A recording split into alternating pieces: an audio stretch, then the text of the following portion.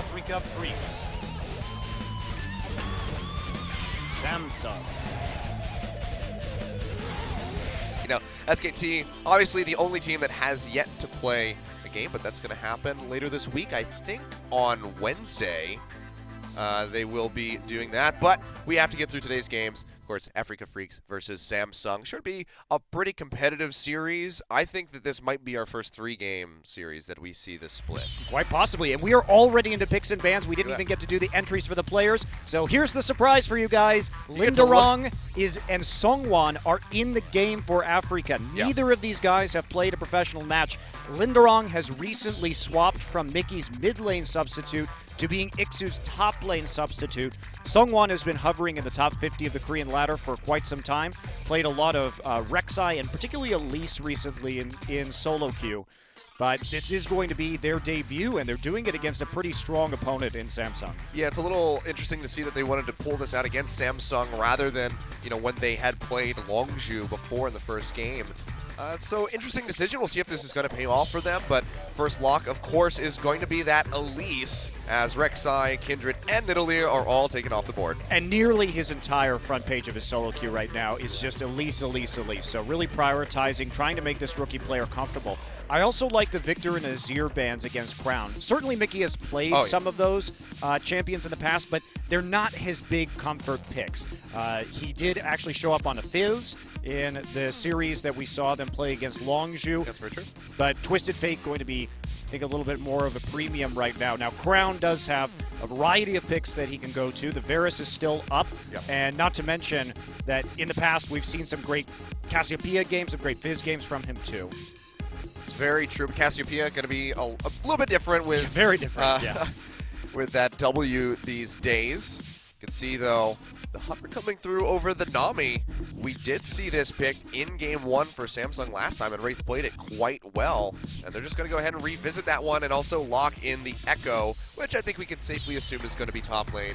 No jungle Ekko for Ambition, methinks. It's okay. We can still maybe get that mid lane Ekko going, too, depending on how they want to play it. But you're right, most likely going to be a top laner.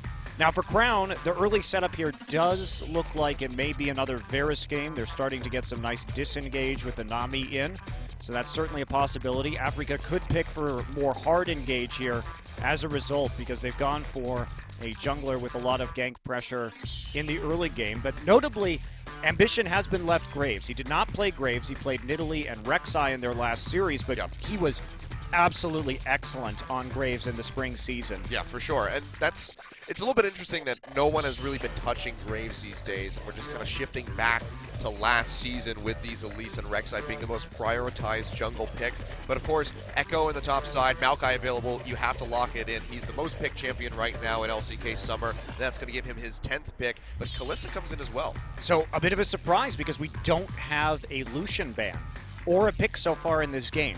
But what this Kalista pick tells me, not only has it been Sangyoon's most played champion of spring, so we know that he's quite good on it, the big difference here for Afreeca is it allows them to pick hard engage. So they're trying to play around Samsung's ability to play a poke composition right now, which is what they showed when they didn't have the Viktor or the Azir in that second game.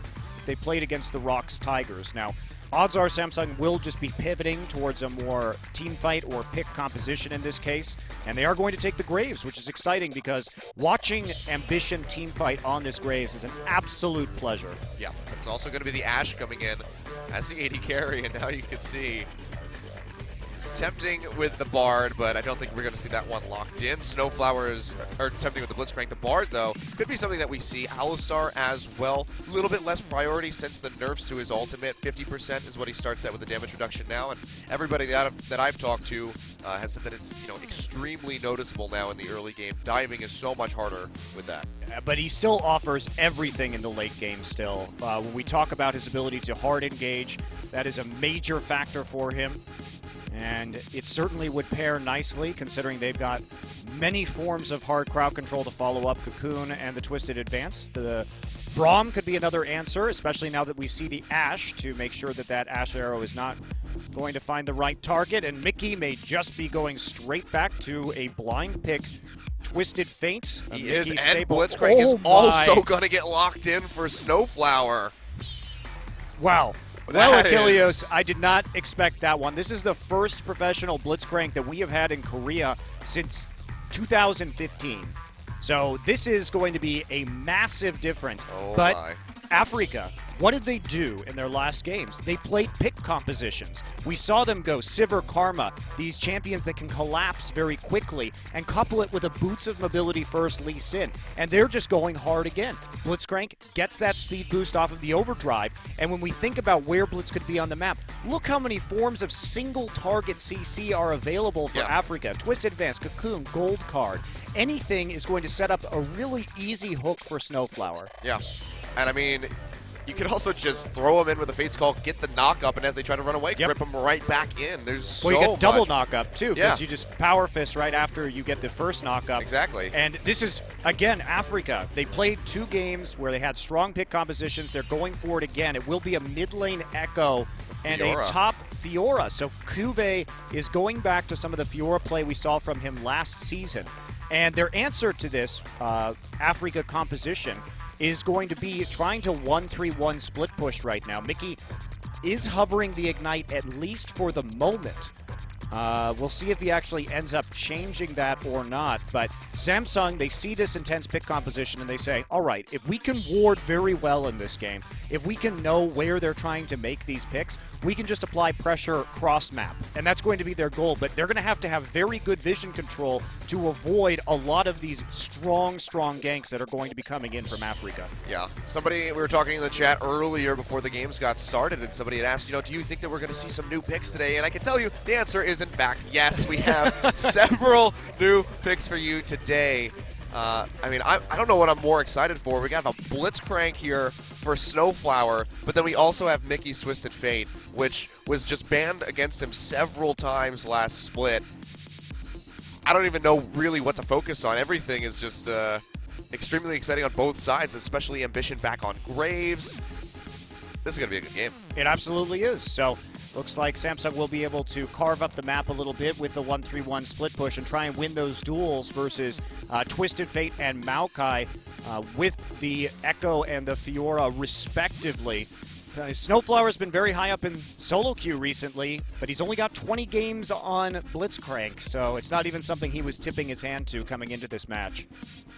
Well, he has confidence in the pick. We're going to see if it's going to be able to pay off for them. Didn't want to go for that Braum and get the Unbreakable. Just said, you know what, Ashe, extremely immobile. I'm just going to go ahead, snatch her up, drag us straight into us, and we are going to rip them apart.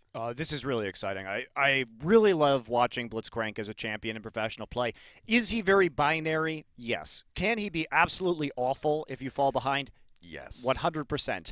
But those games where we've seen players who are very famous at Blitzcrank like Mad Life go off, it's been an absolute joy.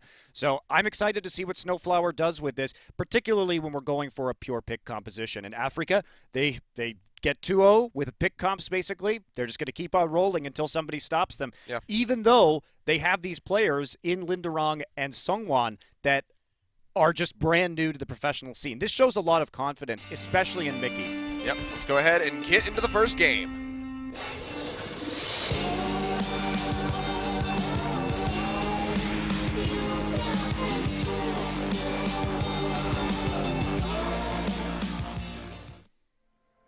All right, here we go. Onto the rift for game 1 between Afreeca Freecs and Samsung.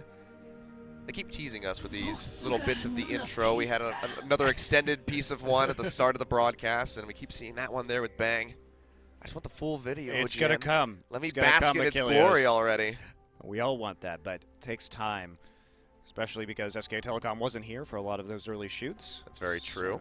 They were too busy winning MSI. Yeah, too busy winning absolutely everything. Everything. They have won, in fact, everything at this stage. There is no more winning that they can really do in League of Legends at this current point in time. Well, Riot just has to create more tournaments. That's right. They should just be allowed to region hop so they can take over, just win one season of each of the LCS regions, just go over to China for a little bit. Sounds good to me. SKT beats the world. Well, we may see a lane swap coming in right here, as they are going to invade. Yeah, they weren't spotted by that ward in the river, so CuVee and Ambition know exactly where SnowFlower and Sangyoon are at. Not to be seen. So we are going to have a Gromp start here from the likes of the Samsung duo lane, but Maokai is going to get some free farm here actually in the lane. This is one of the problems that you can encounter if you do start Gromp. They expected there wasn't going to be a lane swap. So Maokai is going to get a few CS right here, and he's actually going to delay in the process the actual push on the turret just by a little bit from occurring. So he does get 2 CS, so it's a nice healthy little advantage right now. And he will be joining up now with SeongHwan, and they are not punished for a very greedy weak side start coming in with taking the Krugs on that side of the map. So what do you think was going on really with this this mid pick? Actually, wait, yeah, recalls are coming in already for SnowFlower and Sangyoon. Looks like they're just going to go ahead and swap straight down to this bottom side. Yep, and they're trying to keep the Fiora down. So now CuVee knows exactly what's going on. Yeah. He is going to lose a full wave of CS into that turret. Meanwhile, Maokai did, of course, pick up a couple right there, and they aren't going to lose very much CS at all on the side of Afreeca because the push would have been coming in right now. And instead, they're going to try and make plays. Nami is very vulnerable to Blitzcrank hooks, but they are going to be a little bit behind. That entire bot lane is. Yes. I mean, you grab either Nami or Ashe, and they're probably going to die, or you're at least going to get a couple summoner spells out of them. Yeah. So we'll have to see how SnowFlower can play this one. His Bard was excellent. Yeah, I actually thought he deserved MVP at that game. I was a little miffed that he didn't Oh, it get was the pickup. Sangyoon that got it, I believe, right? Yeah. Yeah. I mean, he did really well at not getting hit as Caitlyn. I think his team did really well of you know, providing the opportunity to appeal for him. That's how I would put that statement. Yeah. So they have to be a little bit careful here. The gank pressure is absolutely immense, especially with SeongHwan on this Elise. And we are going to see them exiting lane just a little bit early. But both of our junglers meeting up top, though.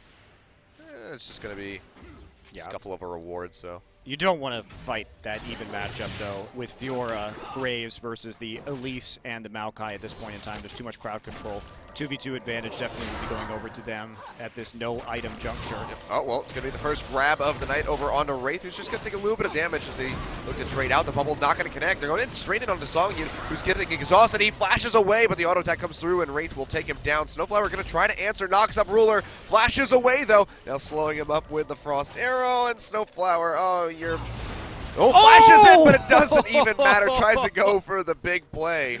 Oh, but he lives in the end. So Ruler going to stick alive, and that's going to be both of the bot lane members of Afreeca going down. Meanwhile, Crown in the mid lane gets the shield. Wow. Will be enough. Mickey flashes forward, but he's nowhere nearby to land that gold card, and that's going to be a big lead over to Samsung already. Crown got that shield from the parallel convergence at the last possible second right there. He nearly died. It looked like he was in the single-digit HP with that Ignite rolling, and Mickey just didn't commit fast enough. He thought the Ignite was going to get him before the parallel convergence did, so he does make a bit of a mistake. Not to mention that Afreeca fighting in the minion wave down there, quite sloppy, and they really didn't predict their limits well enough in that situation. Now they have to head back into lane. Sangyoon with boots and a dagger versus a BF sword.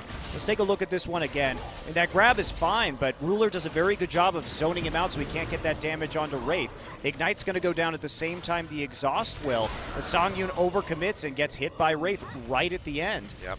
And then this is bold. Absolutely. If SnowFlower had flashed right then, he probably could have gotten that kill. Yeah. Instead, he realizes later on he's going to die, has to dodge the bubble as it comes off of cooldown, but the volley is already there.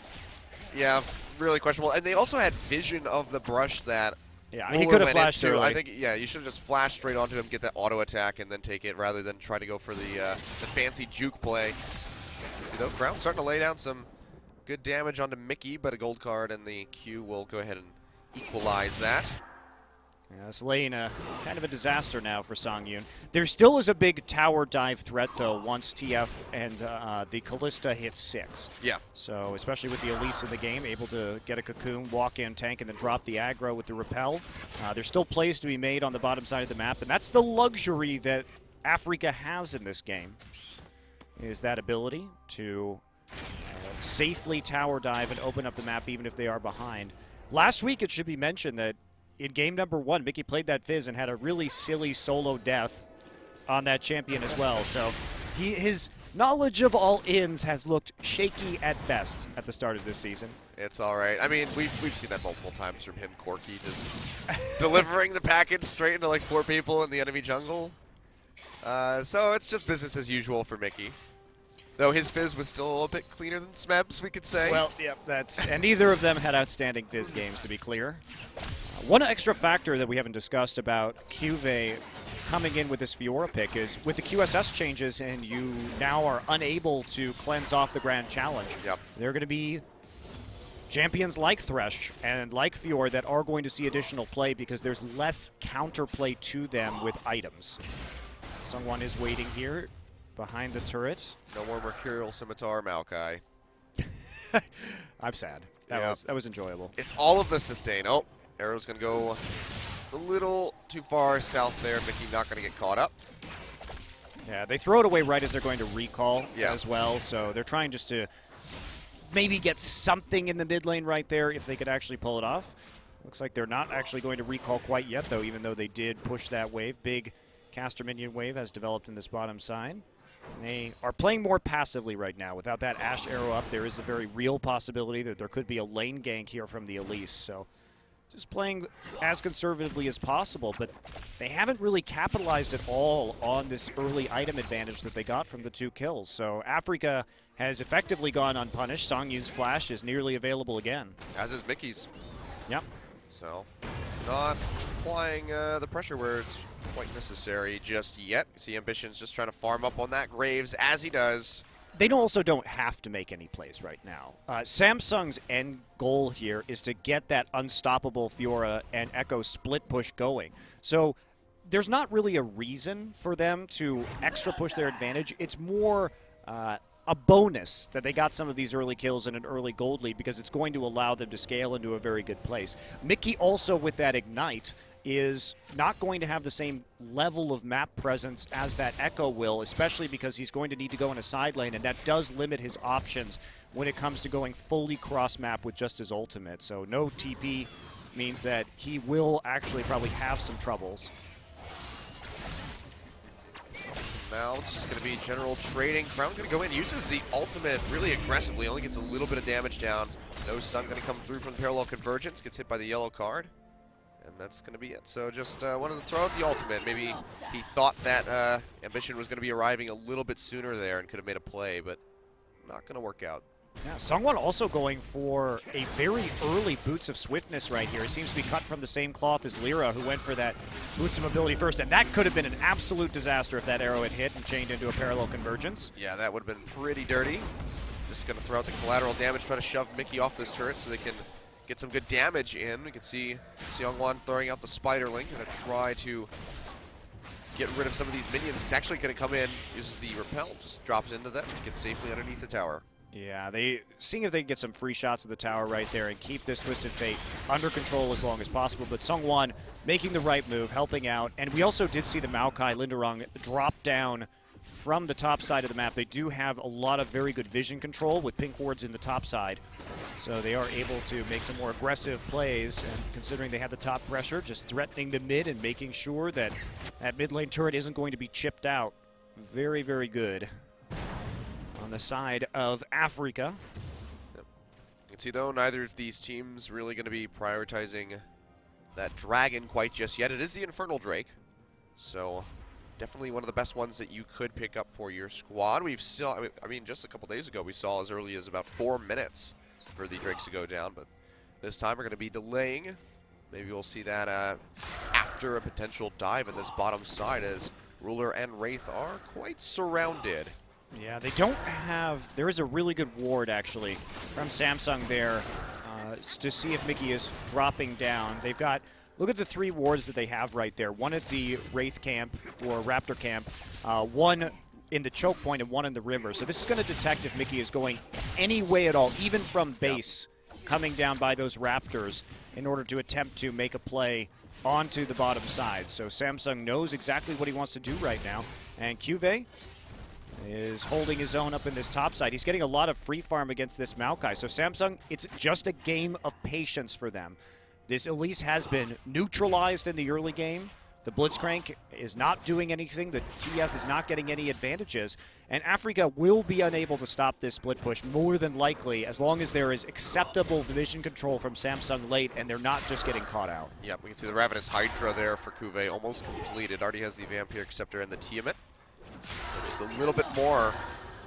And he will have that big power spike item for himself. And we'll see where he wants to take the build after that. Of course, Lindarang just going for the Chain Vest to get the Sunfire Cape. So a little bit more and he's going to have that. Actually, Mickey throws out the Q in the wrong direction. Crown gets a good amount of damage and pressure down onto this lane, and he should be able to push this wave in onto the tower and maybe get some more damage. Ambition's coming around the side.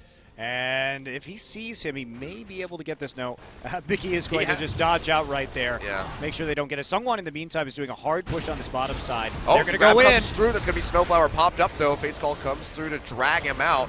Turret almost goes down. That's going to be the TP completed here from Lindarang. But here comes Crown and CuVee from the backside. The fight's going to break out. Grand Challenge gets thrown down onto SnowFlower, who is so close to falling. Ruler just pushing in, trying to slow up the members of Afreeca as best as he can so they can get a pick, but it's not going to happen. But great counterplay there from Samsung. Yes, they had to blow 2 of their teleports to get that down, but they get the only teleport out of the Afreeca Freecs. They saved their turret because they know Mickey was already in the process of recalling, and he was also delayed there by Ambition's pathing through the jungle. So Ambition, just everybody piling into that bottom side to save the turret, because that turret goes down and Ruler and Wraith have to start overextending, or even Crown if they decide to put the Ashe in the mid lane, which is more than likely what they would do for the wave clear.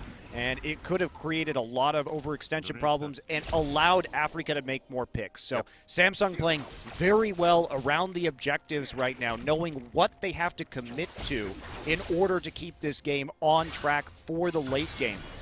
Don't go for the dragon. They don't need it right now. It's just about holding on as long as they can and remaining in that gold lead. Yep. So, doing a good job, like you said. Both of those, all the teleports now in the game going to be down. Lindarang, though, looking for a gank onto CuVee as Mickey has been joining him. A nice riposte to eat the yellow card, and he's just going to flash away and keep himself alive. Yep.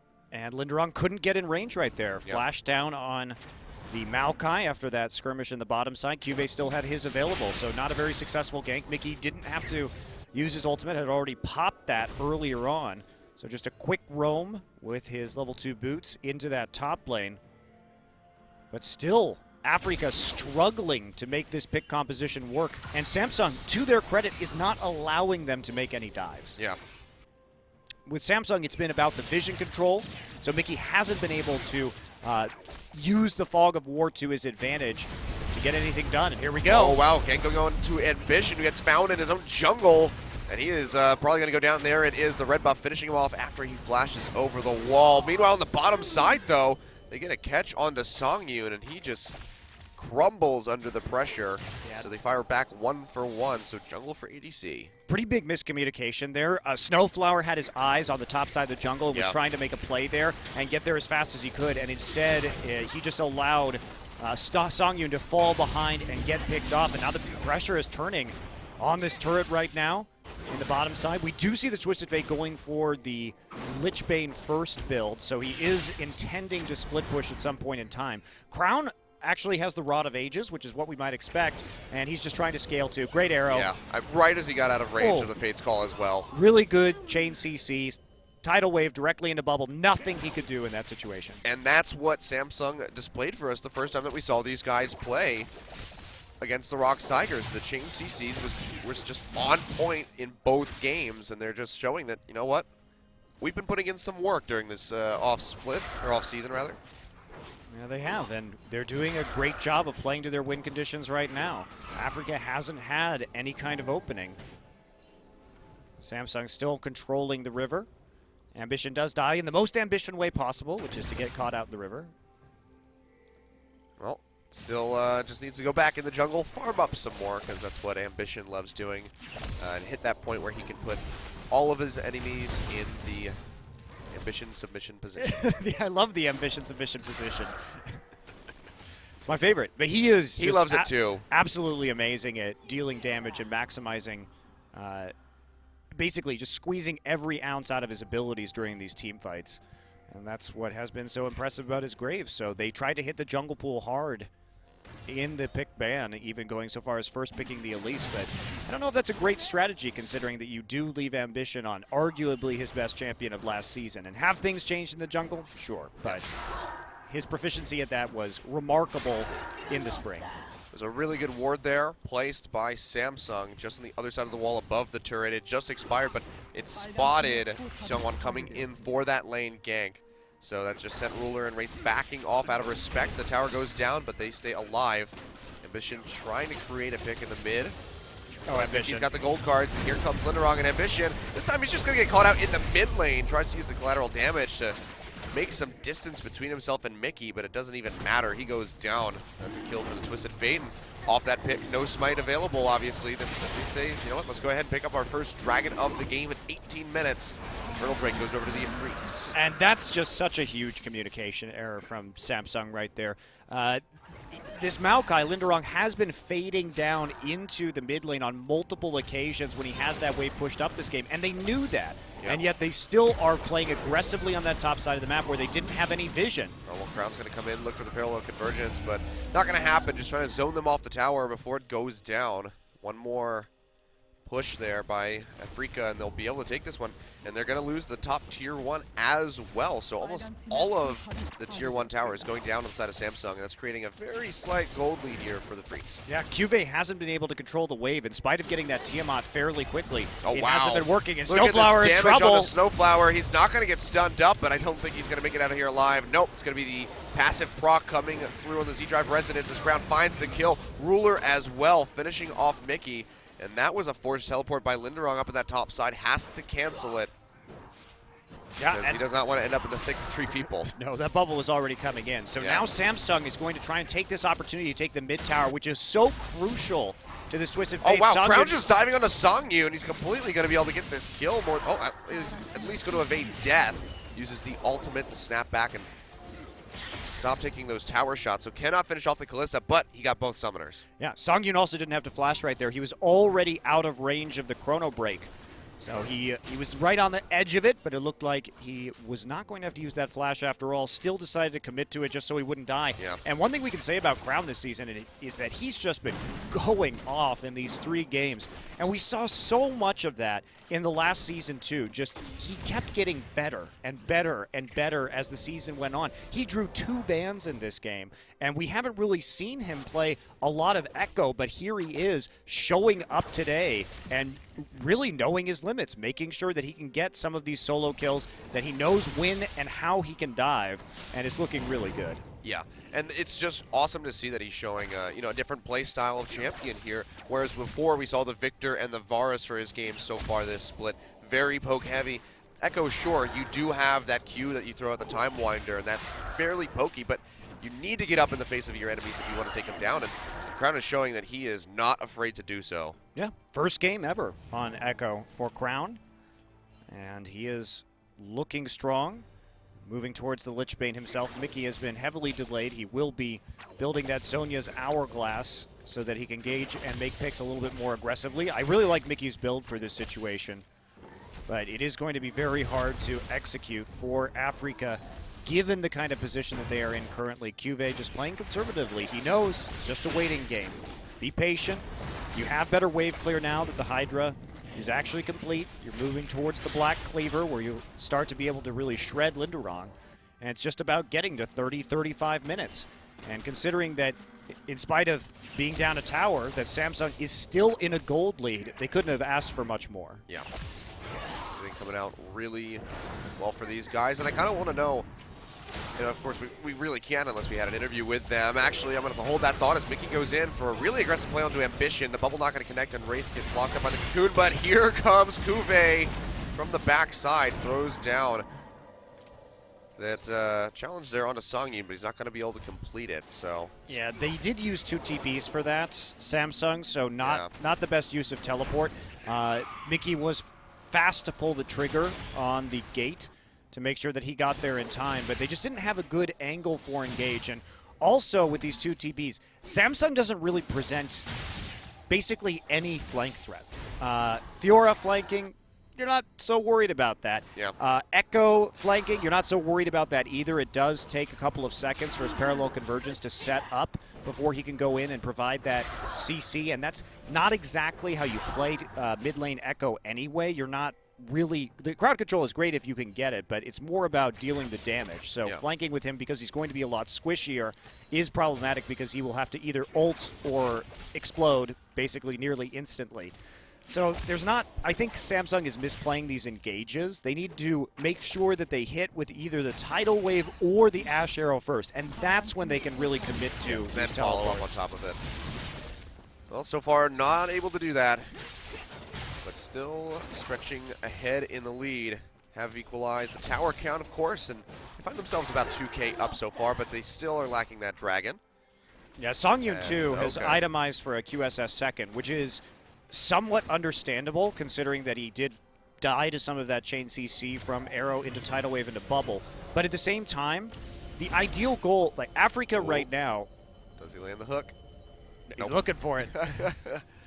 The ideal goal for Afreeca right now is that they need some form of mid-wave clear because they want to open Mickey up to actually make ganks on the map. And as long as you don't have that Runaan's Hurricane, you're just not going to have that same pressure either in the mid or the bot lane wherever you put the Kalista. Yeah, we could see Ruler as well, though. Sitting with that QSS as his Zeal, and that'll more than likely be going to his Hurricane as well, so he can just keep spreading those Frost arrows amongst the Afreeca Freecs and keep them all locked up so that CuVee can just dive and dash around them and get all of those weaknesses. Yeah, I like the double Merc treads too on CuVee and Ambition. Oh, big play coming up on the top side as CuVee gets locked up. The gold card comes through. That's going to be the Ignite, and I don't think there's really much that this Fiora can do. Flashes away. The last tick of an Ignite, not going to kill him. Dashes back over the wall. Mickey does not have the range, and CuVee is miraculously going to get out. That was really well played by him. It was really well played, and you could see Mickey holding the gold card for a very long time right there to try and defend against the riposte. Yep. Ended up getting it through, and then they followed up immediately with the Twisted Advance, but just not enough damage right now to quite take down CuVee. And I just said it, the Merc treads. Absolutely the reason he lived right there. These are very good pickups by Ambition and CuVee. Well, the Crown's looking for some more as he goes in onto Mickey, but SnowFlower is arriving, and that's going to be enough to stave him off. So they're going to go ahead and peel back and put some pressure down on this tower. Actually, they're just going to take it. I forgot how low it was since the last time that they visited, so they're going to go ahead and knock that down, and now we just have a couple hundred separating these teams. Yeah. And Merc Treads are, to go back to the Merc Treads, these are by far the strongest boots you could get against this kind of stun-heavy single-target damage team that Afreeca is rolling with right now.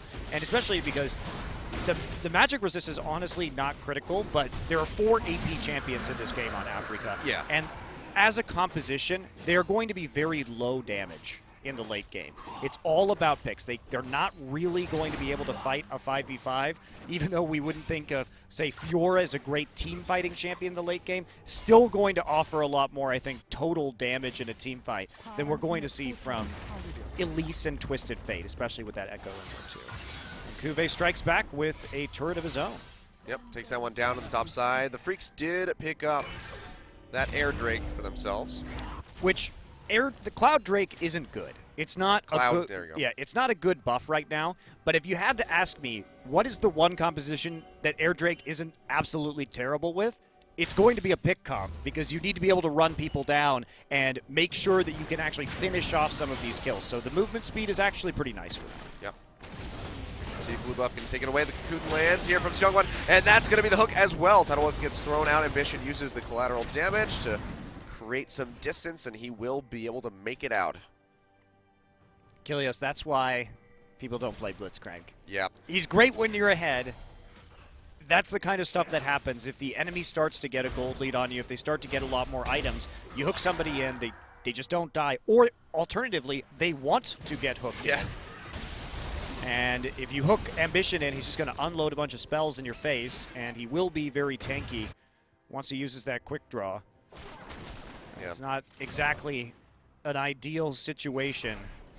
It has the Hex Trigger now as well, so it just makes it that much more difficult for this triple AP comp to finish him off. Yeah, it's also just so predictable what he's going to do, right? You know, it's very easy to play around the hook cooldown, And once you see the hook go out, then you can start sieging. There's not really any kind of threat from him any longer. Yeah.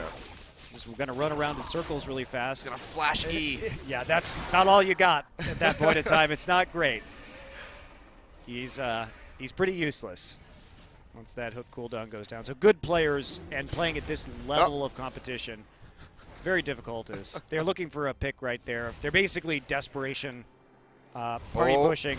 Oh, it's not gonna connect. Ambition was on the right side. Yep.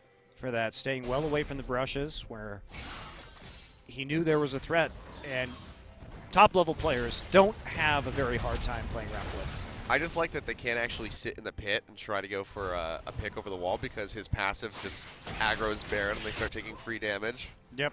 So It's another problem with Blitzcrank. The nice thing is maybe we'll see that super stylish grab into Fate's Call combo so you can get people from a couple thousand units away. yeah, the Blitz. What did they? I can't even remember what they called it. Oh, the Ballista. Yes, the Ballista. There we go, the Ballista. Yeah, that was. Even though pretty ballistas good. shoot giant arrows and don't pull things towards you, that's not something that people were really designing as siege weaponry during medieval times.